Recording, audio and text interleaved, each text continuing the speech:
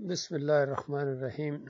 آج دنیا میں شاید ہی قرآنی توحید یعنی وہ ایمان، وہ عقیدہ جو تمام انبیاء کی بنیاد رہا ہے، تمام انبیاء کا ایک ہی دین کہ اللہ کے علاوہ کوئی معبود نہیں، لا الہ الا اللہ، اللہ کے علاوہ کوئی پکارے جانے کے لائق نہیں، کوئی نظر و نیاز کے لائق نہیں، توکل اور بھروسے کے لائق نہیں، واسطے وسیلے کے لائق نہیں، رکوع اور سجدے کے لائق نہیں، کوئی نہیں ہے مگر وہ صرف اکیلا ہے۔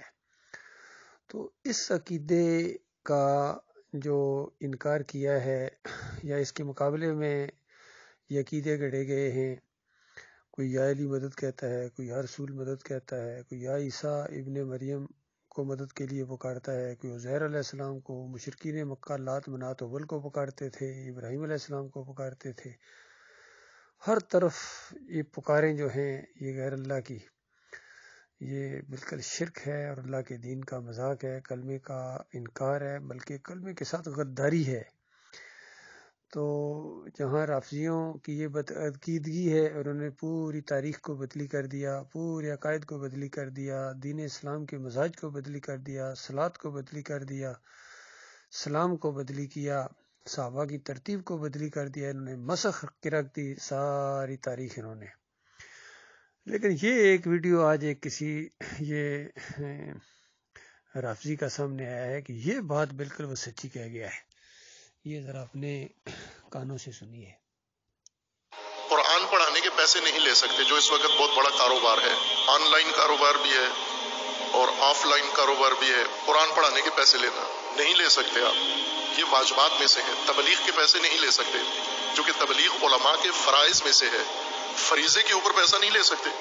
اگر کسی نے کہا تلاوت کرو اور 10,000 تلاوت کرنے کے، پھر اس کے بعد مجلس پڑھو 1,00,000 مجلس پڑھنے کا، یہ تو فریضہ ہے آپ کا دین بتانا، اس کے پیسے نہیں لے سکتے آپ۔ تبلیغ دین کے پیسے نہیں لے سکتے، اگر لیں گے تو کیا ہوگا؟ یشترون بہ ثمنا قلیلا، یہ دین فروشی کہلائے گی۔ ثمن قلیل کے بدلے میں، حقیر پیسوں کے بدلے میں دین خدا بیچنا ہے تم نے۔ اولئک، اب یہ فیسیں جو لیتے ہیں اس کے بارے میں قرآن کہتا ہے کہ یہ کیا فیسوں سے گھر بنائے، فیسوں سے اور بہت سارے کام کیے، یہ فیسیں لے کے کر کے رہے ہیں۔ اولئک ما یاکلون فی بطونہم الا النار، کہ تمہارے دین کے بدلے میں پیسے لیے، پیسے لے کے پھر اس پیسے کو کھایا، تو یہ جو پیٹ میں ڈال رہے ہیں یہ کیا ہے؟ جہنم، آگ ڈال رہے ہیں۔ ولا یکلمہم اللہ یوم القیامہ، ان کی سزا یہ ہے کہ خدا ان سے بات تک نہیں کرے گا، کلام نہیں کرے گا اللہ ان سے۔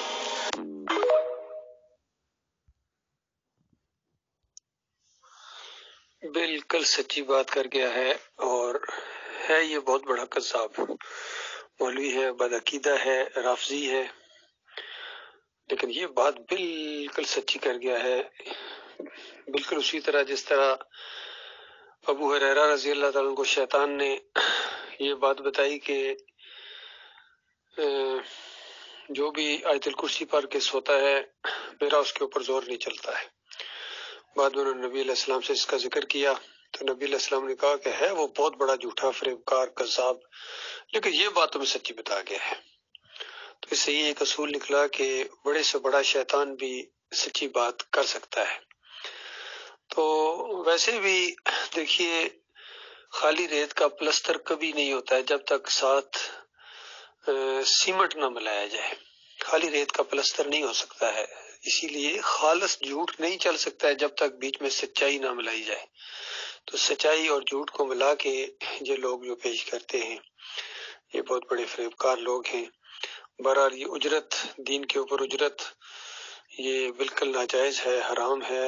اذان کی اجرت لینا، صلاۃ پڑھانے کی، امامت کے پیسے لینا، یا جو مدرسوں کے اندر یہ قرآن اور حدیث اور فقہ کی تعلیم دیتے ہیں، یا یہ مخرج سکھاتے ہیں، قرأت سکھاتے ہیں، اس کی جو اجرت لیتے ہیں، یہ گھروں میں جا کے قرآن پڑھاتے ہیں، ٹیوشن کہتے ہیں اس کو مولوی، یہ خالص ناجائز ہے، حرام ہے۔ اور ابو حنیفہ رحمۃ اللہ علیہ کا الہدایہ کے اندر یہ فتویٰ ہے، جو فتووں کی وہ کتاب ان کے شاگردوں نے مرتب کی، اس کے اندر وہ فتویٰ موجود ہے جس کو پڑھ کے یہ لوگ مفتی بنتے ہیں۔ لیکن افسوس ہے کہ سارے مسلک پرستوں نے اس پر ایکا کر لیا ہے۔ بریلوی ہوں، دیوبندی ہوں، اہل حدیث ہوں، سلفی ہوں، حنبلی ہوں، سارے کے سارے اجرت لیتے ہیں. اسی وجہ سے ان کی دعائیں نہیں قبول ہو رہی ہیں، چاہے امام کعبہ ہو یا امام مسجد نبوی ہو یا بیت المقدس کا مولوی ہو یا جامع ازہر کا فارغ التحصیل ہو، مدینہ یونیورسٹی کا، سارے اجرتی ہیں، سارے کے سارے اس حرام کے اندر انہوں نے ایکا کر لیا ہے. اس گلے کے اوپر سب کا اتفاق ہے. باقی کتنے اختلافات ہیں ان کے، لیکن اس معاملے میں کسی کا کوئی اختلاف نہیں ہے. تو جب پیٹ لٹک جائے دین کے ساتھ پھر خیر کبھی بھی نہیں آ سکتی ہے. تو دیکھیے کتنی سچی بات اس کے منہ سے نکل گئی ہے. بالکل اسی طرح وہ ایک ہری پگڑی والا ہے، اس سے بھی کسی نے سوال پوچھا کہ یہ دین کے اوپر جو اجرت لی جاتی ہے، تو اس نے کہا کہ صحیح مذہب کے اندر یہ بالکل حرام ہے، اور نبی علیہ السلام کے دور میں، صحابہ اکرام کے دور میں، تابعین اور تبع تابعین کے دور میں یہ بالکل ناجائز تھی، اور بعد میں لوگوں نے یہ شروع کر دی ہے. تو اس طریقے سے اس نے بھی یہ بات کہی تھی، تو سچی بات اس کے منہ سے بھی نکل گئی. تو یہ معاملہ ہے اللہ کے بندو. اسی طرح الہدایہ کا جو فتویٰ ہے اس کے حاشیے پر ان مولویوں نے لکھ دیا کہ مقدمین میں تو یہ حرام تھی، یعنی ابو حنیفہ رحمۃ اللہ علیہ تک تو یہ حرام تھی، لیکن متاخرین نے اس کو جائز قرار دے دیا. متاخرین یعنی بعد میں آنے والے مولویوں نے اس کو جائز قرار دیا ہے. تو اس پر میں کہتا ہوں پھر ذلت اور خواری بھی متاخرین کے حصے میں آئی ہے. جب تک قرآن امام رہا اور رہنما رہا، قرآن کے پیچھے چلتے رہے، تقریباً 3 صدی تک یہ قرآن امام رہا ہے، قرآن کے پیچھے چلتے تھے. لیکن جب آہستہ آہستہ ان کا دین کے اندر یہ شرک کی آمیزش آئی ہے اور دینداری جو تھی وہ دکانداری کے اندر بدلی ہو گئی، تو پھر آہستہ آہستہ وہ ذلت اور خواری آنا شروع ہوئی کہ انہیں رکنے کا نام نہیں لے رہی ہے. اور یہ قبر پرستی ان کے اندر اسی وجہ سے ہے، نہیں مولویوں اور پیروں نے، آرام خوروں نے امت مسلمہ کے اندر یہ قبر پرستی کا شرک بھی ڈال دیا ہے، جو آج خالص بت پرستی کی شکل اختیار کر گئی ہے.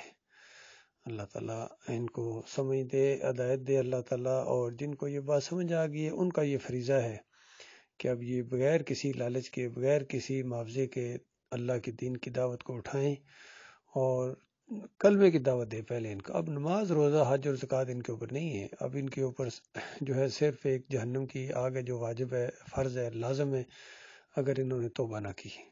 تو لہٰذا جب تک ایمان خالص نہیں کیا جائے گا تب تک کوئی خیر امت کے اندر نہیں آ سکتی ہے.